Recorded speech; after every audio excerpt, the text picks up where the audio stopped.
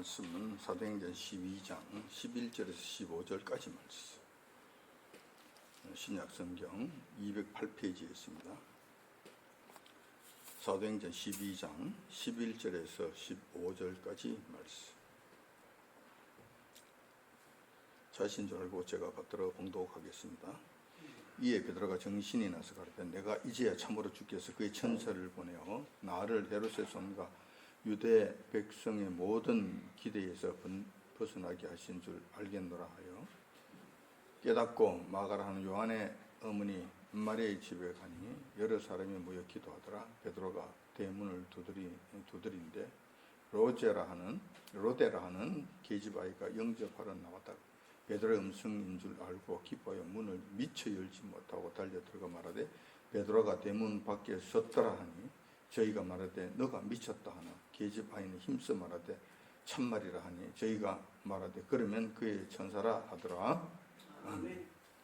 오늘 본 말씀을 중심으로 해서 베드로의 탈옥 사건과 기도 응답이라는 제목으로 말씀을 나누고자 합니다. 신앙생활을 하는 성도들을 하면 누구나 기도는 하면서 살아갑니다. 기도를 하지 않는 신앙생활이라고 하는 것은 있을 수 없습니다.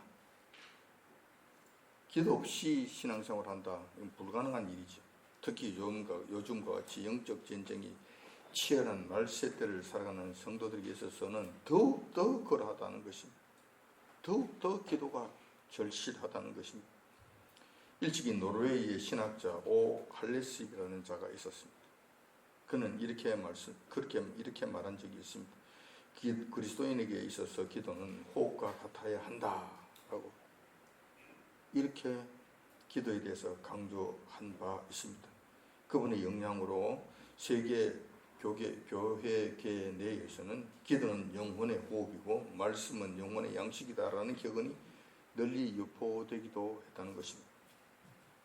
그런데 문제는 믿는 성도들이라고 하면서 기도의 중요성을 알고 꽤 많은 기도 생활을 한다고 하는데 그러나 얼마나 기도에 관한 확신을 가지고 있느냐 하는 점에서는 우리가 다시 한번 생각해 봐야 된다는 것입니다. 다시 말해서 우리가 요 하나님과 우리 주 예수 그리스도께 나가서 여러 가지 문제들을 내어놓고 토설하고 기도를 한다고 하지만 응답에 대한 믿음과 확신은 얼마나 되는가 라고 하는 사실이라는 점입니다. 사실 대부분의 성도들은 기도 생활을 한다고 하지만 기도는 기도고 응답은 응답이고 이런 마음 자세를 가지고 있지 않느냐 한다는 것입니다. 기도는 하는데 과연 응답은 여호와께로부터 오기는 하는 걸까 하는 일말의 의심을 가지고 기도한다는 것입니다.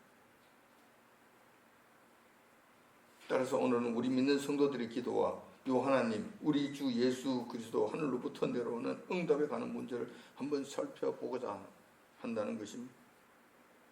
예수님께서는 일찍이 제자들에게 믿음 없음을 지적하신 바 있습니다. 마태복음 17장 20절에 이렇게 기록되어 있죠. 너희 믿음이 적은 영혼이라 진실로 너희에게 이르노니 너희가 만일 믿음이 한 겨자씨만큼만 있으면 이 산을 명하여 여기서 저기로 옮기라 해도 옮길 것이요 라고 말씀하신 바 있습니다. 주님 앞에 강구는 하고 주님 앞에 나오긴 하는데 믿음이 없다는 거예요. 믿음 없이 기도한다면 이 기도가 무슨 의미가 있겠느냐, 이게 되겠느냐라는 거예요. 또한 예수님께서는 제자들에게도 기도 응답에 관한 말씀 또 해주셨죠. 마가복음 11장 24절에 이렇게 말씀해 주셨습니다. 그러므로 내가 너희에게 말하는 무엇이든지 기도하고 구하는 것은 받은 줄로 믿으라.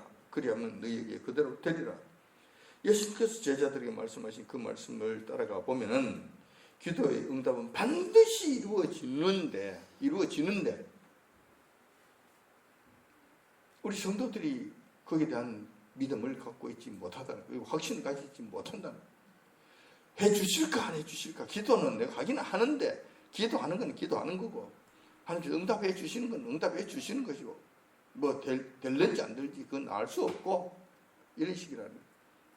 그래서 어쩌다가 응답이 되면 이것은 뭐 하나님께서 뭐 해주신 것이겠는가? 우리 주님께서 뭐 응답해 주신 것인가? 뭐 우연히 되려고 하니까 됐지 뭐 이런 마음이 된다, 이런 심령이 된다는 거예요. 이렇게 되었을 때 우리가 기도하는 것이 무슨 의미가 있는가? 이러한 기도를 한다면은 우리는 과연 여호와께서 기뻐하실까? 우리 주님께서 기뻐하지 아니하신다면 어떤 문제가 생길 것인가?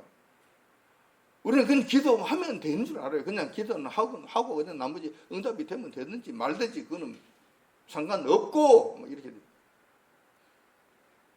그래서 이렇게 이런 마음을, 이런 기도에 대한 이렇게 확신을 가지지 않고 기도 생활을 한다 하더라도 이게 문제인 줄 모르는 거예요. 이것이 뭐 기도하면 되지 뭐. 기도가 중요하니까 기도하라, 기도하라, 기도한다고 하는 길 한단 말이야. 했으니까 됐잖아. 응답에 대한 확신이 있든지 없든지 이거는 상관없이 그냥 기도하면 됐지 않았냐, 이걸로 끝난다는 거야. 자, 이렇게 했을 때 뭐 기도하라고 했으니까 됐지 뭐. 별 문제 없는 것 아니야. 뭐 잘한 것 아니야. 기도 생활 한 거 아니야. 그런데 그렇지 않다는 거. 우리가 확신을 갖지 않고 기도를 했을 때 그에 대한 후유증이 있다는 거예요. 반드시 그에 대한 후유증이 있다는 거예요. 근데 우리는 그 후유증에 대해서는 생각하지 않는다는 거예요. 뭐 그런 것이 뭐 그럴라고 이렇게 된다는 것이죠. 그래서 이러한 문제들을 오늘 한번 살펴보고자 한다는 거예요. 기도하긴 해야 되는데, 당연히 해야죠. 그런데 기도를 할 때 어떤 마음으로 해야 되는 것인가, 거기에 대한 확신을 가지고 해야 되는 것인가, 확신을 갖지 못하고 하는 것인가, 거기에 대한 그 기도에 대한 결과의 차이는 상당히 크다는 것. 이 부분을 우리가 한번 생각해 보자는 것입니다. 한번 생각해 보자는 것. 오늘 본문의 말씀은 초대교회, 예루살렘 교회 지도자였던 베드로 사도가 구속되었다가 극적으로 풀려나는 사건에 관한 말씀입니다. 베드로와 사도들은 오순절 성령님 강림 사건 이후에 담대해져서 너희들이 십자가에 못 박은 예수님은 하나님의 아들이시며 그리스도시라고 담대하게 외칩니다. 그러자 한 번의 설교로 3,000명, 5,000명씩 회개하는 사상 초유의 사태가 발생하게 됩니다. 이런 현상을 옆에서 지켜보는 예루살렘 성전 제사장들과 산헤드린 공회 회원들은 마음이 편할 리가 없습니다. 소위 말해서 죽을 맛이 됩니다.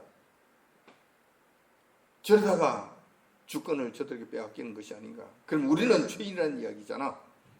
우리가 십자가에 못 박았는데 그게 하나님이시라네. 우리가 하나님을 십자가에 못 박은 죽을 죄인이 됐다는 것을 지금 계속 공포하고 다니고 있으니, 이런 일들이 확산될 경우에 이제 우리만 남았을 때 우리는 이제 죽을 죄인이 돼서 우리가 지금 죽는 것 아니야? 우리의 교세는 완전히 다 찌그러지는 것 아니야? 우리는 뭐 먹고 살지? 우리 누리고 있는 부귀영화는 지금 어떻게 되는 것이? 그래서 그들은 불안한 마음을 감출 길이 없는 거예요. 감출 길이 없어. 근데 이런 분위기를 눈치챈 자가 하나 있었는데 이것이 바로 분봉왕 헤롯이라는 자, 헤롯 대왕의 아들로서 헤롯 아그리빠라고 하는 그 인간이었어요. 이거 정말 대먹지 못한 이 인간이었는데, 이 인간이 자신의 연약한 정치적 지지 기반을 좀 더 견고하게 해보고자 하는 정치적 속셈을 가지게 됐다는 것이죠. 그래서 복음을 전파하는 사도들을 탄압하기로 작심했다는 것입니다. 왜냐하면 이렇게 하면 지금 그 당시에 예루살렘 그 일대에서 실세 중에 실세였고 기득권 중에 기득권이었고 아직까지도 많은 권세를 누리고 있는 예루살렘 성전 대제사장들과 공회 회원들, 이 사람들의 마음을 살 수 있다는 것이죠. 그들의 적극적인 지지를 얻을 수 있다는 거예요. 얻을 수 있다면은 자기 정치적 기반이 더욱더 든든해질 것 아닌가요? 자, 이것을 생각했다는 것이죠. 아주 악한 생각, 옳지 못한 생각을 했다는 것이죠. 그 결과 헤롯 아그리빠가, 이 인간이 우선 야고보 사도를 잡아다가 사형을 시킵니다. 그러자 예루살렘 기득권 세력들이 난리가 났습니다. 너무 좋다고 박수를 치고 우리 왕 최고라 그러면서 난리가. 그때에 예루살렘 성전 대제사장들과 헤롯과의 이제 관계, 그때는 서로 하나가 되는 거예요. 형제가 되는 것이, 친구가 되는 거예요. 그전에는 서로 아웅다웅 다투고 싸우고 찢고 뽑고 하다가 이때는 이 일로 인해 서로가 하나가 되는 거예요. 자, 이런 일들이 일어나니까 헤롯 아그리빠가 보니까 이게 될 것 같거든. 좋을 것 같거든. 자기 계획이, 자기 생각이 맞아 떨어진 것 같거든. 그러니까 이에 힘을 얻은 분봉왕 헤롯이 자신이 거느리고 있는 군사력을 동원해서 이번에는 가장 큰 거물급 성도들의 지도자인 베드로 사도를 손보기로 하고 전격 체포해서 잡아 가두었던 것이.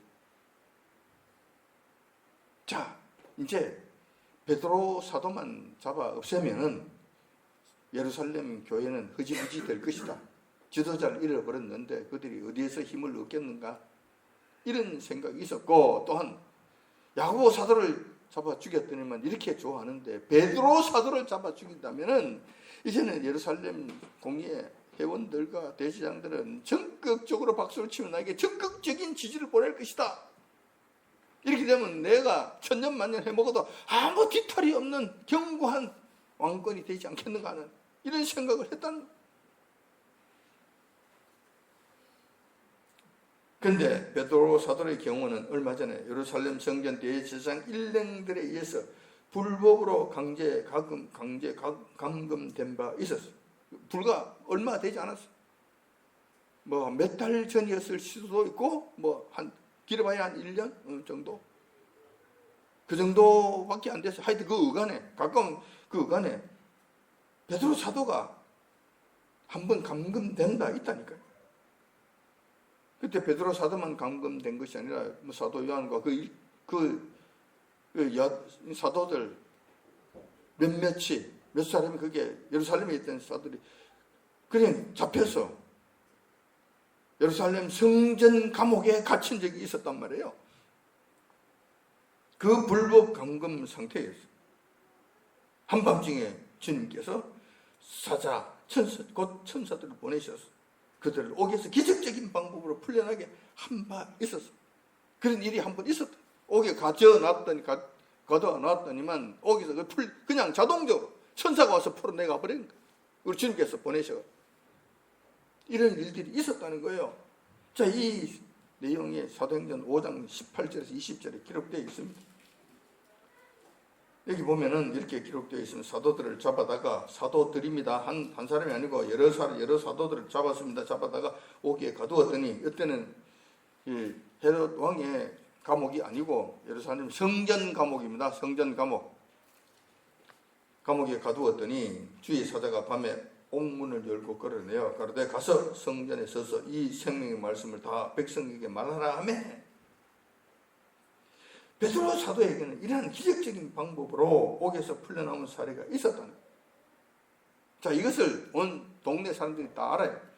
예루살렘 성전에 있는 사람들도 알고 헤롯 아그리빠도 다 알고 있었던 거예요. 그러니까 헤롯은 베드로를 구속시키는 데 있어서 신중에 신중을 기하게 되는 거죠. 이번에도 베드로가 또 풀려나면 어떡하는가. 또 이런 방법으로, 기적적인 방법으로 이게 나가버리면 어떻게 할 것인가. 두려움이 있었던 것이죠. 그래서 이번에는 특단의 방법으로 베드로 사도를 감금하기로 작정하고 그들을 시행했던 거예요.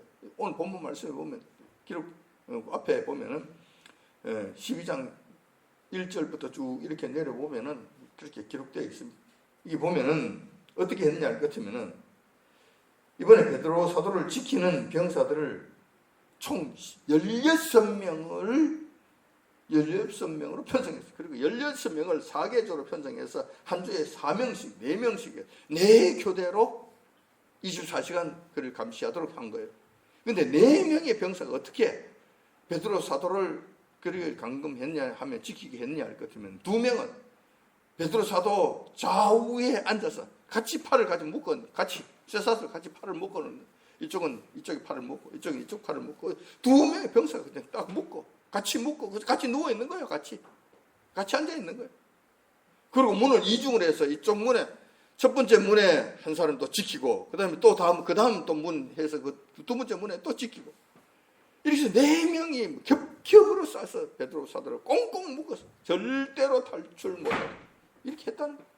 이렇게 막아놨다는 거예요. 베드로 사도 한 사람을 지키기 위해서 이 난리를 쳤다는 거예요. 이것이 내 교대로 했어. 내 교대.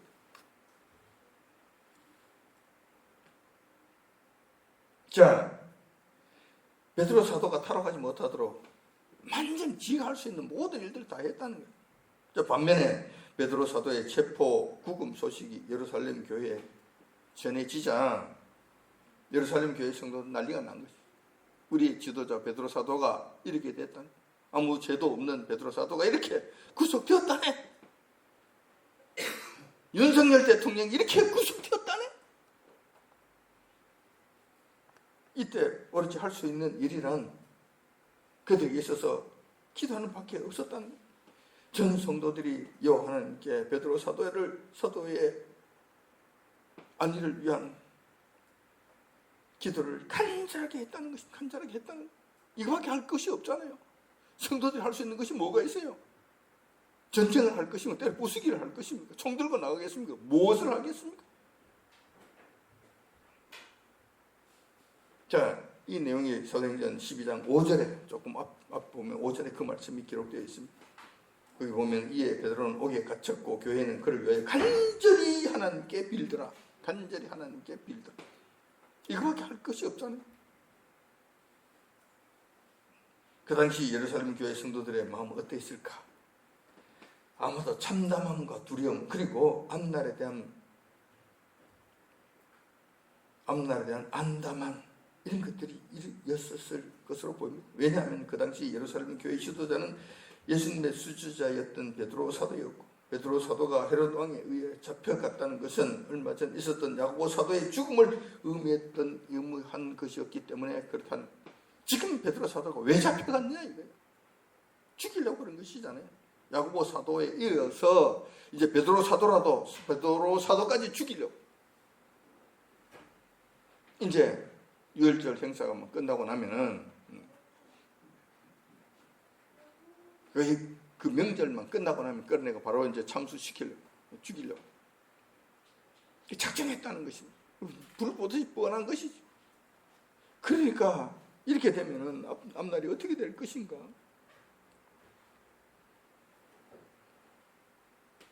야고보와 같이 처형시키기 위함임을 불을 보듯이 뻔했기 때문에 지도자를 잃어버린 예루살렘 교회 성도들이 앞날이 캄캄하게 됐다는, 앞날이 암담하는 것을 느끼게 됐다는, 우리는 어떻게 할 것인가? 그러면 우리는 어떻게 할 것인가? 우리 신앙생활을 어떻게 할 것인가? 앞으로 어떻게 될 것인가? 이런 심령이 되었을 거라는 것입니다. 또한 야고보 사도에 이어서 베드로 사도까지 예수님을 부활하신 주님이라고 선포했다는 죄목으로, 이 죄가 아닌 죄목으로 처형했다면은 이를 믿고 따르며 같이 복음 전파에 참여하고 있던 예루살렘 성도들의 안위가 보장될 수 있겠는가? 이거 했다고 야고보 사도를 처형시키고 그 다음에 베드로 사도까지 끌어다가 처형시키고 나면 그 다음 순서는 누구냐 이거죠. 그 다음에 누구냐? 그 다음에 우리 아니냐? 따라갔던 우리, 똑같은 일을 하고 있고 똑같은 것을 외치고 있는 우리가 그 다음 차례 아니겠는가? 뻔한 순서라는 것이죠. 그렇다면 우리는 어떻게 할 것인가? 여기에 대한 두려움이 있을 것 아닙니까? 남의 일이 아니고 나의 일이고, 베드로 사도의 죽음이 아니라 나의 죽음으로 연결되는구나 하는 큰 두려움 속에 떨어질 것이라는 것입니다. 당연히 헤롯과 예루살렘 성전 대제사장은 그 다음 핍박의 대상으로 예루살렘 교회 교인들이라는 사실을 짐작할 수 있었다는 사실입니다. 그렇기 때문에 예루살렘 교회 성도들에게 있어서는 이 사건이 엄청난 불안감으로 닥쳐왔을 것이라는 것입니다. 비록 얼마 전 오순절 날 같은 마가 다락방에 성령께서 임재하시는 큰 능력을 직접 경험한 바 있고, 또한 그 이후로 베드로와 요한 사도들에 의해 병고침을 받고 귀신이 떠나가는 그런 큰 기적을 체험했음에도 불구하고 그들의 마음에 떨림은 여전했을 것이라는 것입니다. 같은 마가 다락방이잖아요. 성령님께서 얼마 전에 성령께서 임재하시는 사건을 그 자리에서 그들이 지금 크게 직접 경험한 자들이잖아요. 그 이후에 사도 베드로와 요한이 여러 가지 기적을 행하는 이런 것들 그들이 직접 목격했잖아요. 처음 했잖아요. 그리고 또 사도 베드로와 요한이 풀려나는 이 일들도 그들이 직접 목격했잖아요. 경험했잖아요. 얼마 전에 했잖아요. 그런데도 불구하고 이번에 사도 베드로가 소속된 이 사건에 대해서 그거는 그거고 지금은 현실이니까 그거는 과거에 있었던 일이고 지금 현실이니까 이거 어떡하지? 두려움으로 가득 찼다는 거죠. 앞날에 대한 암담한 심령으로 가득 차게 됐다는 것입니다. 예루살렘 교회 성도들이 이러한 복잡한 마음을 안고 베드로 사도에게 닥친 일에 대해서 여호와님께 간절히 기도했다는 것입니다. 간절히 기도했다는 것입니다. 그러나 그들이 여호와님께 기도할 때 그들 예루살렘 교회 성도들의 마음의 상태는 어떠했을까? 기도에 대한 그들의 생각이 어떠했을까라는 것입니다. 우리는 본문의 말씀을 통해서 이 엄청난 성도들의 마음속 비밀을 엿볼 수 있다는 것입니다. 말씀을 통해서 그때 기도하는 그들의 마가다락방 오순절날 성령 강림하신 그 엄청난 사건이 있었던 그 현장에서 지금도 기도하고 있는 그들의 기도에 대한 마음 상태, 이게 엄청난 비밀이잖아요. 우리 비밀을 우리가 말씀을 통해서 우리가 알 수 있다는 거예요. 다 드러나게 말씀을 통해 다 드러나게 해주셨다는 것입니다. 결론적으로 말씀드리자면 그 당시 기도에 참여했던 예루살렘 교회 성도들은 두 마음을 가지고 있었다는 것입니다. 하나는 전능하신 여호와님께서 이번 일을 해결해 응답해 주실 것이라는 믿음과 더불어서 또 다른 한편으로는 또 다른 편의 사람들은 응답해 주실까?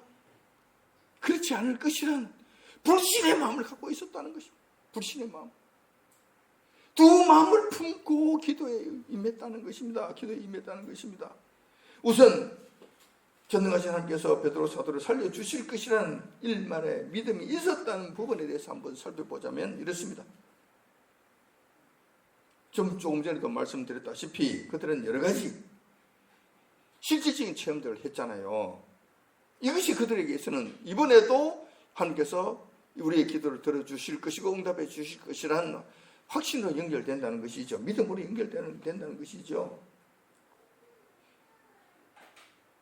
특히 예루살렘 교회 성도들은 오순절 성령 임재하신 사건의 수혜자로서 성령 임재하심을 직접 경험했고 또한 사도들이 행한 기적과 특히 베드로와 요한 사도들에 의한 기적과 옥에 갇혔을 때 주님께서 천사를 보내서 기적적으로 구출해 주신 이 사건 등등을 처음부터 기억하고 있었다는 것입니다. 그렇기 때문에 이번에도 성도들이 합심해서 간절히 기도하면 주님께서 아무런 죄도 없는 당신의 제자들을 구원해 주실 것이란, 그것도 수제자였던 베드로를 구원해 주실 것이란 믿음이 있었다는 것입니다. 이런 믿음을 갖고 있었어요. 그러니까 간절히 기도하는 것이죠. 그런데 반면에 아주 아이러니하게도 이런 기적과 주님께서 행하신 구원의 손길을 직접 경험하고서도 이번만큼은 믿을 수 없다는 현상이 동시에 발생했다는 거예요. 동시에. 누가? 그때 당시 기도하는 성도들. 간절히 기도하고 있는, 오밤중까지 밤늦게까지 기도하고 있는 그들의 마음속에 그러한 현상들이 있었다는 거예요. 참 이게 아이러니한 일인데, 이 아이러니한 일이 2000년 전에 그들에게만 해당되는 일이 아니라 우리에게도 일어나는 일이라는 거. 우리에게도 일어나는 일이에요. 우리도 똑같은 현상이 우리에게도 일어나지 말라는 법이 없다는 거. 우리도 비슷할 거예요.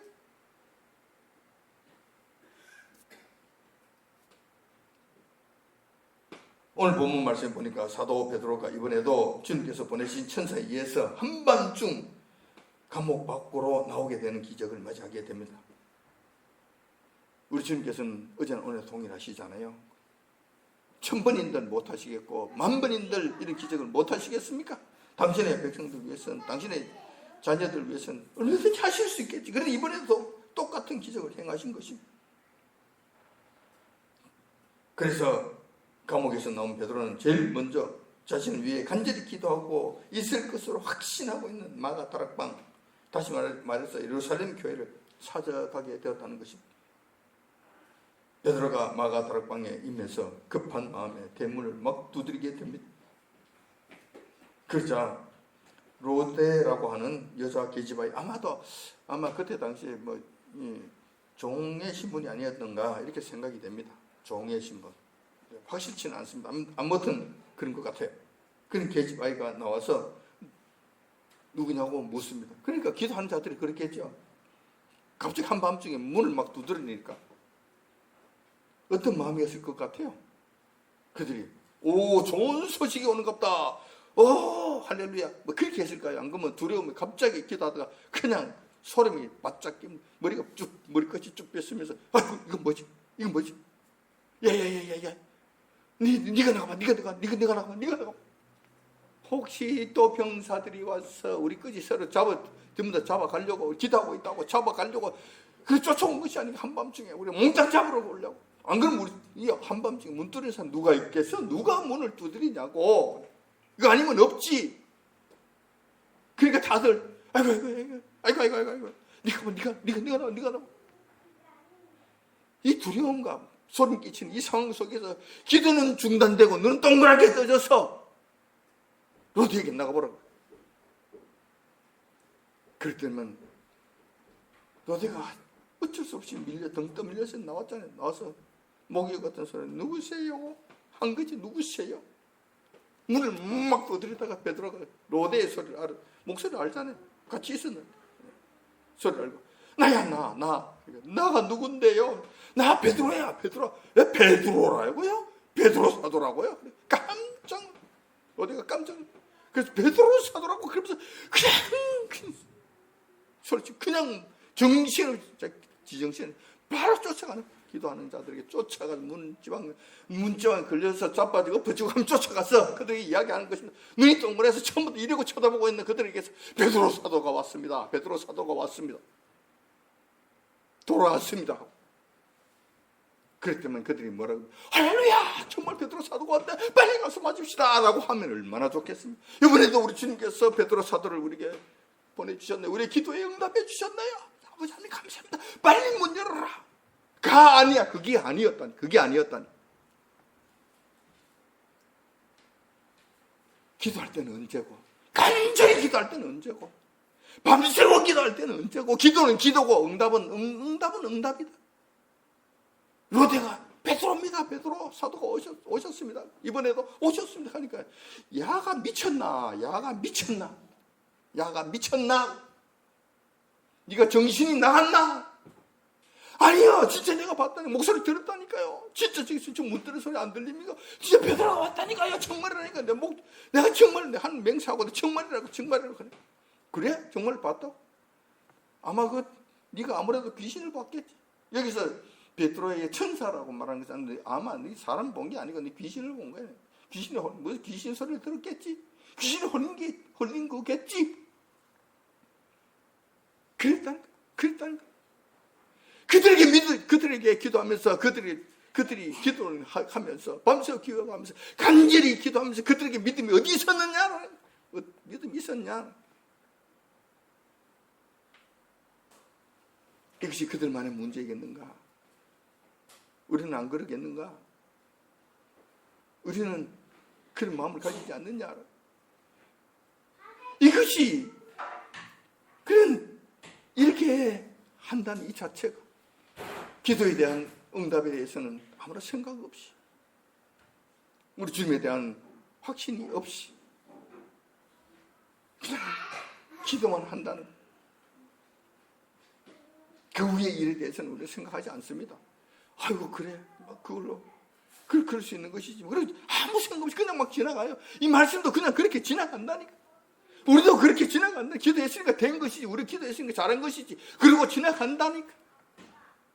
그런데 이러한 마음 가지고 기도하는 것이 결코 좋은 것은 아니다.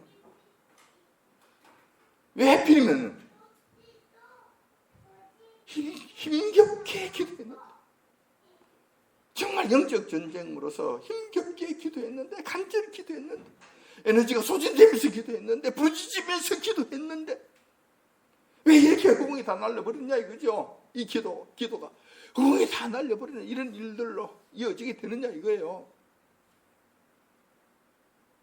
이것은 그냥 흘려버릴 일이 아니다. 이것은 또 다른 우리들에게 있어서 후유증을 남기게 된다는 거예요. 후유증을 남기게 된다는 거예요. 그냥 뭐 됐으니까, 뭐 베드로 사도가 돌아왔으니까 됐지 뭐, 우리가 기도했으니까 됐지 뭐 하고 종료시킬 일이 아니라는 거예요. 종료시킬 일이 아니라는 거예요.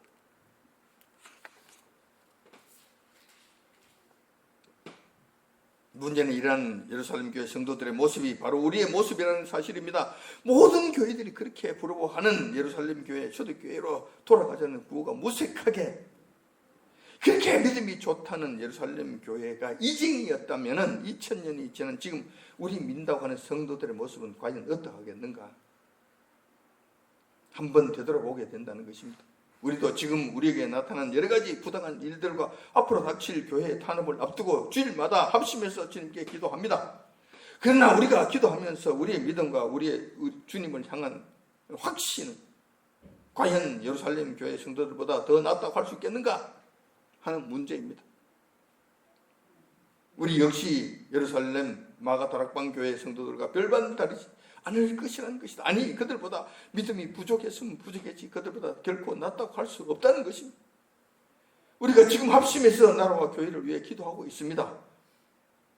하지만 마음속으로는 과연 주님께서 기적과 같은 일, 베드로 사도를 풀어내시는 일과 같은 이런 기적, 다시 말해서 이재명을 한순간에 무너뜨려서 그를 거꾸로뜨리는 이런 일들 하실 수 있겠는가?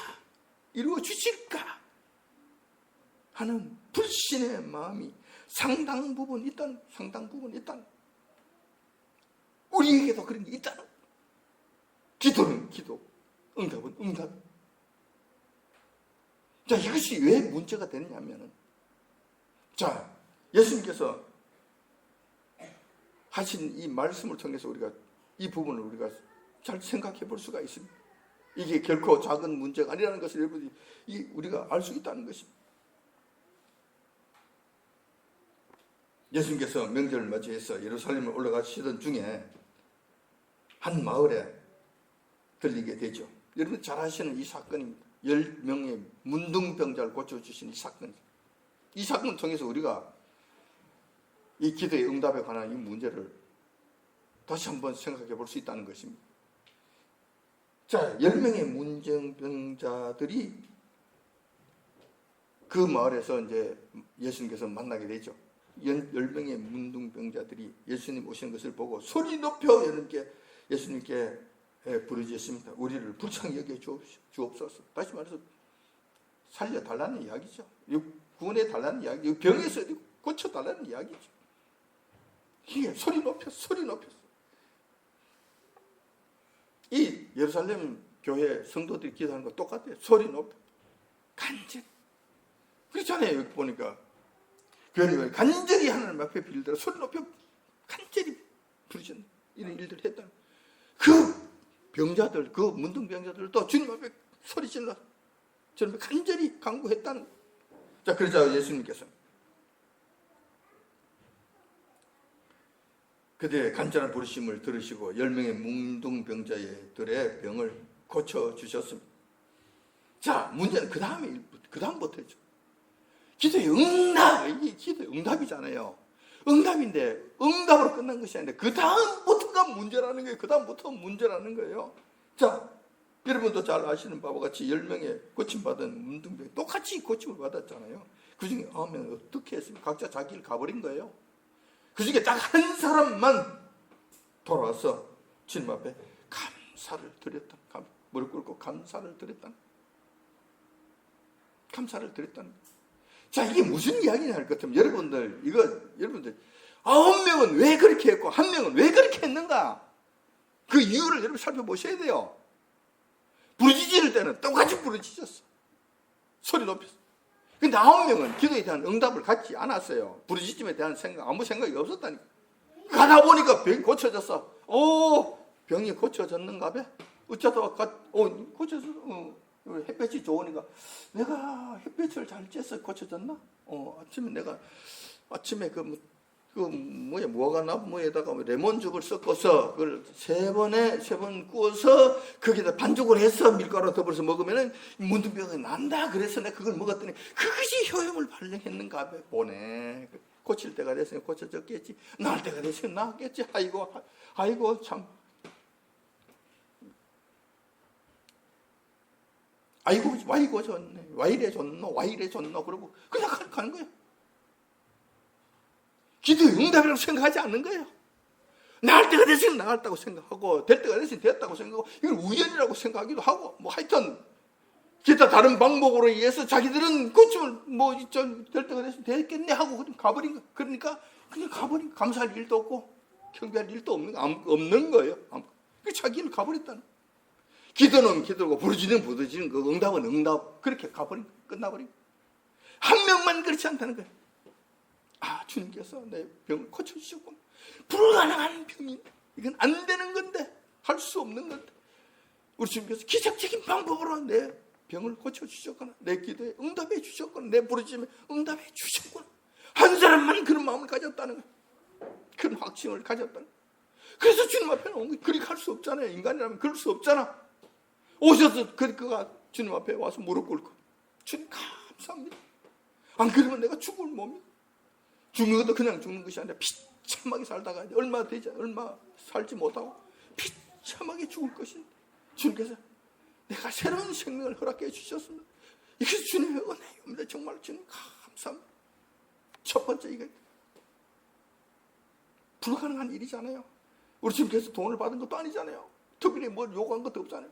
그냥 은혜로 그냥 고침을 받은 거기에 대해서 그 문둥병자 할 수 있는 일은 와서 주님 앞에 경배드린 것과 감사드린 것이 왜 없었다. 자기의 믿음을 주님 앞에 보여드린 이것밖에 없었다. 그래서 두 부류가 확연하게 갈려진 거예요. 갈려진 거라. 하나님 응답에 대한 확신과 또 거기에 대한 감사, 경배를 드려. 그 결과 어떻게 됐습니까? 주님께서 말씀하시잖아요. 9명에 대해서는 상당히 섭섭한 마음을 나타내셨다니까. 그래, 다 같이 고침을 받았거늘 9명은 어디 갔느냐. 주님께서 말씀하시잖아요. 마음에 그 섭섭한 마음을 지금 표현하시는 거란 말이에요. 주님께서 섭섭해 하신단 말이에요. 자랑하시려고 그런 것이 아니고 어디 그것을 그들에게 대가를 바른다든가 어떻게 잘난 척 하려고 하신 것이 아니라 그 마음 자체가 섭섭해 하셨다는 거예요. 주님의 마음을 그렇게 섭섭하게 해서 되겠냐는 거예요. 옳지 않잖아요. 이 섭섭한 마음을 가지게 했다는. 반면에 이 한 사람 주님 앞에 와서 엎드린 그 한 사람을 해서 주님께서 뭐라고 말씀하셨습니까?